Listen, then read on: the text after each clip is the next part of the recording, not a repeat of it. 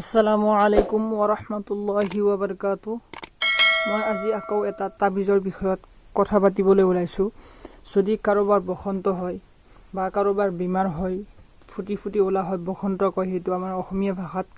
যদি সেইটো বেমাৰ কাৰোবাৰ হৈ আছে তেনেহ'লে আল্লাহৰ হুকুম, আল্লাহৰ ৰহমতত সেইটো বেমাৰ চিফা হৈ যাব। মই আজি এটা এনেকুৱা বসন্তৰ ওপৰত তাবিজ লৈ আহিছোঁ। আপোনালোকৰ যদি কাৰোবাৰ বসন্ত হৈছে তেনেহ'লে এই বসন্তৰ তাবিজ যদি কাৰোবাৰ হোৱা দেখিছে বা আপোনালোকৰ নিজৰ ঘৰৰ পৰিয়ালৰ হৈছে তেনেহ'লে আল্লাহৰ ৰহমতত এইটো ভাল পাই যাব। কিন্তু এইটো কামটো কৰিবলৈ লাগিলে প্ৰথম আপোনালোকে 2 ৰাকাত নফল নামাজ পঢ়িব লাগিব। পাক পবিত্ৰতা হৈ আপুনি এজন মুছলমান যদি হয়, মুছলমান হ'লে আপুনি এই কামটো কৰিব পাৰিব। নহ'লে আপোনালোকৰ ওচৰে পাছৰে যদি মুছলিম মানুহ আছে তেওঁলোকৰ পৰা এই কামটো কৰিব পাৰে। আৰু যদি মোৰ হাতেৰে কৰিবলৈ বিচাৰিছে তেনেহ'লে মোৰ ডিছক্ৰিপশ্যনত নাম্বাৰটো দিয়া আছে, আপোনালোকে তাৰ পৰা গৈ মোৰ লগত কণ্টেক্ট কৰিব পাৰে। মই আপোনালোকক নিশ্চয় সহায় কৰিবলৈ চেষ্টা কৰিম। এতিয়া মই আপোনালোকক দেখুৱাইছোঁ যে এই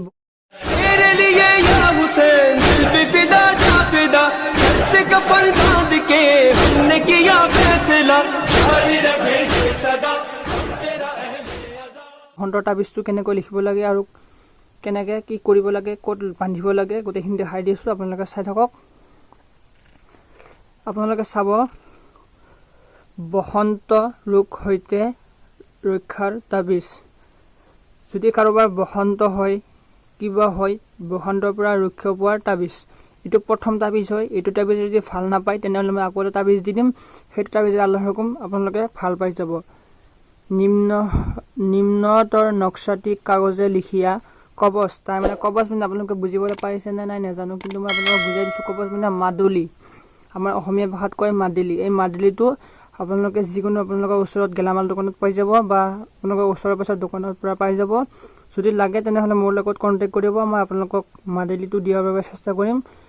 আৰু কবচ বনাই মাদুলিটো বনাইয়া তাহাঁতেৰে গলাই যোনটো শিশুৰ বা যোনটো ল'ৰা, যোনটো মানুহৰ বসন্ত হৈছে সেই বসন্তটো নোহোৱা হৈ যাব। আল্লাহৰ হুকুম বান্ধিয়া দিবে।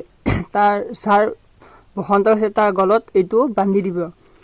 তাহাঁতৰ বসন্ত ৰোগ সৈতে ৰক্ষা পাবে আৰু সেইজন ব্যক্তিৰ বসন্তৰ পৰা ৰক্ষা পাব। আল্লাহৰ নবীয়ে কৈছে, যিয়ে নেকি মোৰ উম্মতক যিকোনো কোৰআন হাদিছৰ ওপৰত বিশ্বাস কৰে সেইসকলক মই মোৰ বেমাৰ আজাৰৰ পৰা চিফাই কুল্লি আজিলাতা কৰি দিওঁ।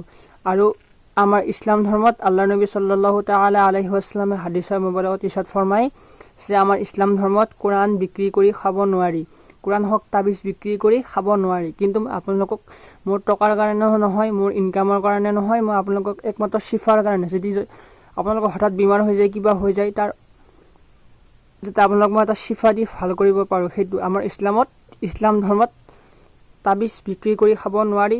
যিমান ডাঙৰ মুফতি হওক, মুহাদ্দিছ হওক, মই তেওঁলোকক কৈছোঁ, কাৰণ আল্লাহ পাকে কোৰআন পঢ়িবলৈ দিছে, আমাক বিক্ৰী কৰি খাবলৈ দিয়া নাই। মই আপোনালোকক কৈছোঁ, যদি লাগে আপোনালোকে মোৰ লগত কণ্টেক্ট কৰিব, আল্লাহক মই সহায় কৰিম আপোনালোকক। তাৰপিছত আপোনালোকে এইটো নক্সা দেখিবলৈ পাৰিছে, মই একদম ধুনীয়াকৈ দেখাই দিছোঁ। আপোনালোকে য'ত যেনেকৈ আছে তেনেকৈ বহাই দিব। 786 দিব ওপৰত, সোঁফালৰ পৰা নহয়, আৰবী আখৰ সদায় বাওঁফালৰ পৰা আৰম্ভণি কৰিব। আল্লাহৰ হুকুম যদি ভাল নাপায় তেনেহ'লে মোৰ লগত কণ্টেক্ট কৰিব। মই আপোনালোকক ইনশাআল্লাহ লগে লগে কণ্টেক্ট কৰিলে আপোনালোকক সহায় কৰিবলৈ চেষ্টা কৰিম। আৰু যদি আপোনালোকে মোৰ চেনেলটো ভাল পায় প্লিজ লাইক কৰিবলৈ নাপাহৰিব। Can anybody out there hear me?